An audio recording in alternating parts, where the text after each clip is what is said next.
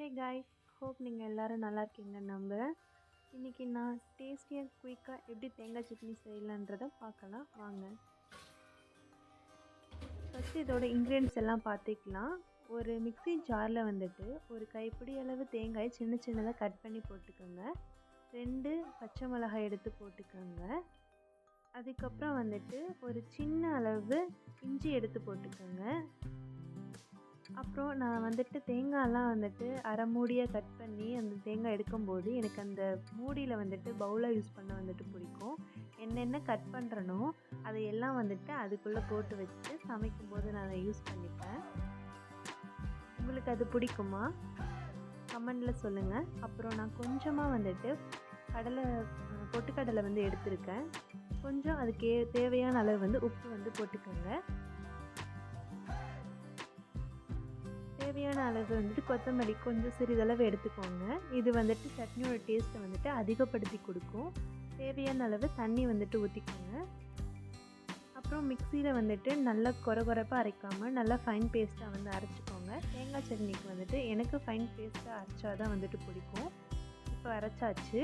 இப்போ பாருங்கள் நல்லா வந்துட்டு ஃபைன் பேஸ்ட்டாக ஆயிருக்கு. நான் இதை வந்துட்டு தாளித்து எடுத்துக்க போகிறேன். உங்களுக்கு தாளித்த சட்னி பிடிக்கும்னா நீங்கள் தாளிச்சுக்கோங்க. இல்லாட்டி நீங்கள் அப்படியாவே சாப்பிடலாம். ரொம்ப டேஸ்ட்டாக இருக்கும். நான் இப்போ ஸ்டவ்வை வந்துட்டு ஆன் பண்ணிக்கிறேன். ஒரு குட்டி பேன் எடுத்து தாளிப்புக்காக வச்சுக்கிறேன்.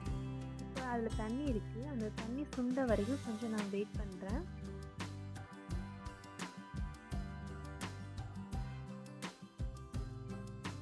தண்ணி நல்லா சுண்டுது. இப்போ தண்ணி சுண்டிடுச்சு. நான் கொஞ்சமாக வந்துட்டு எண்ணெய் வந்துட்டு ஊற்றிக்கிறேன்.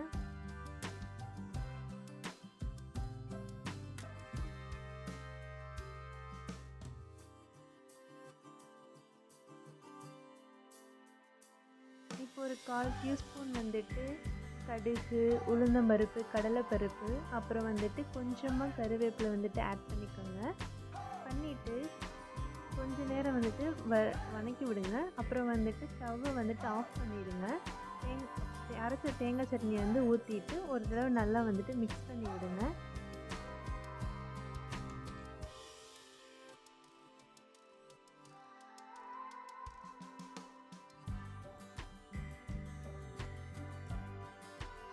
இப்போ அதை நல்லா கொஞ்சமாக வந்துட்டு கிளறி விடுங்க.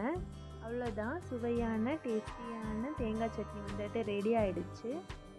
எனக்கு தேங்காய் சட்னியை வடை கூட வச்சு சாப்பிட்டா ரொம்ப பிடிக்கும். உங்களுக்கு தேங்காய் சட்னியை எது கூட வச்சு சாப்பிட்டா ரொம்ப பிடிக்குன்றதை கமெண்ட் செக்ஷனில் சொல்லுங்கள். எங்கள் சேனலை சப்ஸ்கிரைப் பண்ணுங்கள், ஷேர் பண்ணுங்கள், லைக் பண்ணுங்கள். தேங்க்யூ ஃபார் வாட்சிங்.